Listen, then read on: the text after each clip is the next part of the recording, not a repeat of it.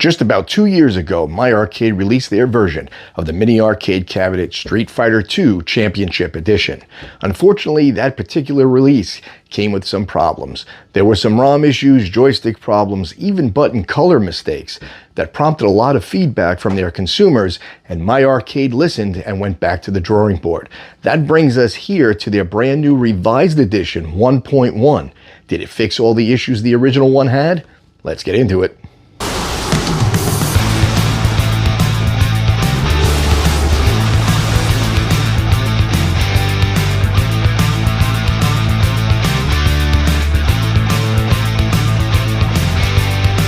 Hello everyone, thanks so much for stopping back by the channel. I really appreciate it.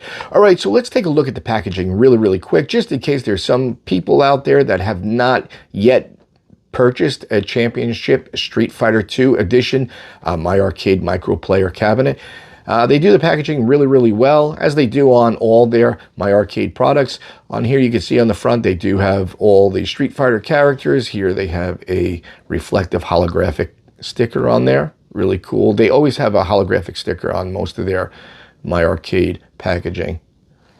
Really nice. And on the side here, more of the characters, and they have the game history here. I'll read it really quick. It says the legendary arcade classic Street Fighter II Championship Edition was released in 1992 and featured revolutionary gameplay, including multi-button combinations and addictive head-to-head action. 12 characters can now directly battle each other in 78 different possible match combinations, and the ultimate feature where characters must face their true equal themselves. So that's pretty cool.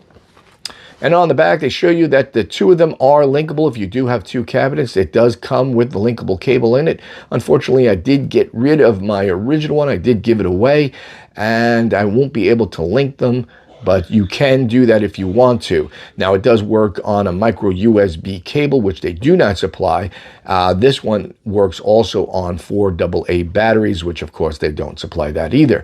But it does work very well on AA batteries. It lasts quite a while on a set of 4 AA batteries. You get a lot of game time on it. So that's really cool. They list the features there. And on the other side, they do have all the other characters in the game. So that's the packaging, guys. So why don't we dive into this, open it up, and get into it and see what the gameplay is about. Hang in there with us. All right, let's take a quick look at the cabinet here. You have on the front here, your coin door is actually your power button. You press that in for power. You have your menu selection button. You have a coin button here. You have your start, your joystick, and of course your 6 buttons. On the side here, they have the nice Championship Street Fighter II logo on the side. On the back, you have your battery compartment here. And if you can see right here, there is a headphone jack in case you want to use a headphone. You have your volume controls up and down. Down here, you have your USB, your micro USB power input in case you want to use that to power it up. And you have your linkable cable port here. Now, on the first iteration, there was a little bit of a problem. This was a minor problem, not a big deal, but they did mess up the color combinations of the buttons. I think on the original one, if I remember correctly, it was white, blue, and red over here. And I think everybody knows, if you know the Street Fighter cabinet, the original dedicated cabinet had a red, white, and blue color combination on the buttons. Not a big deal. It was just an aesthetic kind of a issue. If it really bothered you, you could open up the cabinet and just change the buttons around. That was a quick fix, not a big deal. But I'm glad that they went back to the drawing board and they did address that issue. And on the new cabinet, the 1.1 version, which is the way you would know if you have the new one, is knowing that, seeing that you have the red, white, and blue color combinations. If you do see the white, blue, and red combination, you know that you're buying the older version. So you want to take a look out for the red, white, and blue combination. All right, guys, so let's take a look at the cabinet. Let's turn it on here. You can see the marquee lights up. Really nice the way they did it. And you go through your boot up screen here. And then it comes up to single player, or if you wanted to move over here, in case you had your linkable cable, you can do it over there. We don't have that, so we'll just stay on single player. You just hit into that, and then as soon as the ROMs come up, which it does show you that it's the original ROMs to the arcade game, boots up just like the arcade game. We'll go into the menu button here, and I'll just show you the menu really quick. You have back to the game, you have restart game. You can have your screen widened out full like that, or you can go to the native or the original aspect ratio. You have your demo sound on and off. Your game difficulty, it starts on 4 and it goes up to 8, I believe, or 7. Yeah, 7, and then it goes back to 1. The only problem with this is, let's say you set it to, maybe you want difficulty 1. When you shut your cabinet off, it doesn't save any of the settings. You have to go through this all the time. Just something to take note of. It doesn't save any of your settings. You can go down to the screen brightness. Turn your screen up brighter. Or if you want to save your batteries, you can go darker. Or if you're in the dark. So that's pretty cool. All right, so let's get into some gameplay. Now, this is where we're going to talk about the major problem with the cabinet at the time when the original one was. I'm going to just turn the sound down because it is pretty loud. That's another good thing about the cabinet. It does have loud sound. All right, so the screen does look nice on it. So we'll coin up. So you can see you get a credit when you coin up. We'll put 2 in for now. The problem with the original one was the joystick, and that's kind of why I gave it away, because the original joystick was really, really loose, and there was a bad dead zone in it. It was so loose you couldn't actually pull off any moves in it, and it just kind of frustrated me a lot. If you're an avid player of Street Fighter, or you had some experience in it, you would understand that when you can't pull off the moves, the combination moves, it's just irritating. So that kind of irritated me on the first one. But they did put a better joystick in this. Well, actually, it's the same joystick. They just put a heavier spring in it, it feels like to me. It's just a much heavier spring. The only thing I will say is there is still a dead zone in this. You can see here, this is your dead zone. You don't get a click in this until you move way over. You can see where that is. You see this dead zone here? When you're pulling on this, it will not do anything for you here until you go all the way. So there is a major dead zone in it, and that does become problematic even on this cabinet, even the newer one. But you can pull off the moves that you couldn't pull off in the original one. So let's take a look at that. We'll do Ryu.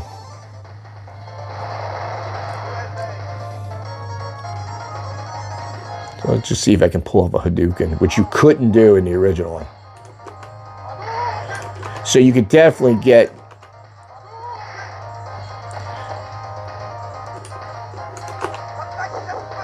you couldn't do any of those moves in the original one. It was very hard to do it. See, all those moves, it was impossible. You would never be able to do it. But on this one, you can definitely get them.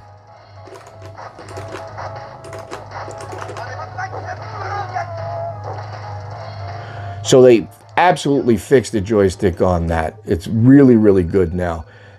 There are some dead zones. There are some maneuvers that you will try and do that just don't connect at times.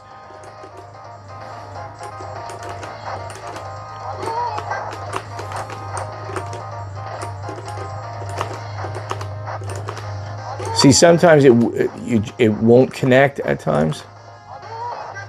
But for the most part, you will get them.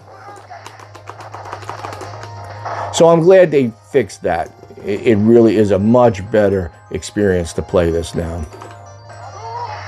I mean, you literally could not get any of those out before. It was impossible.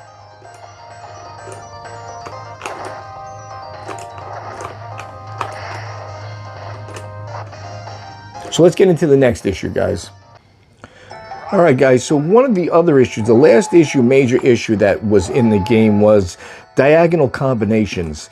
I don't know if it was something with the ROM that they had in here or it was some input control problems, but if you tried to do a diagonal, like let's say you did a diagonal and a short, you would get your short kick.